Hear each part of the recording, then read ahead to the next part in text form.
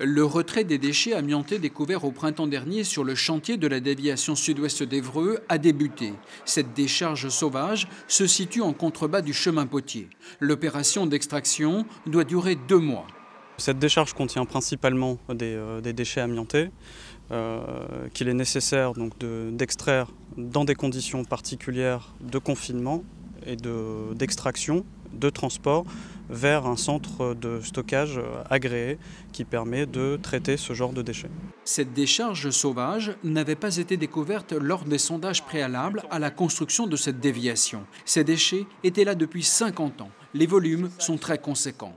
Une décharge comme celle-ci, c'est 2500 m3, donc 5000 tonnes de déchets. Et on fera en moyenne 250 à 300 tonnes jour, 400 tonnes vraiment maximum. Soit des rotations de 10 à 15 camions par jour. Les détritus sont conditionnés dans des sacs hermétiques et évacués par camion vers une installation de stockage située à Laval. Tout cela ne rassure pas ceux qui se sont toujours opposés à cette déviation, pour des raisons écologiques et économiques. L'association Évreux Nature Environnement pointe du doigt les nombreuses lacunes de ce dossier. Vous voulez dire que finalement les choses sont mal faites? Pour nous, oui, et c'est bien pour cela que nous avons attaqué en justice l'arrêté préfectoral qui a donné l'autorisation d'ouverture du chantier.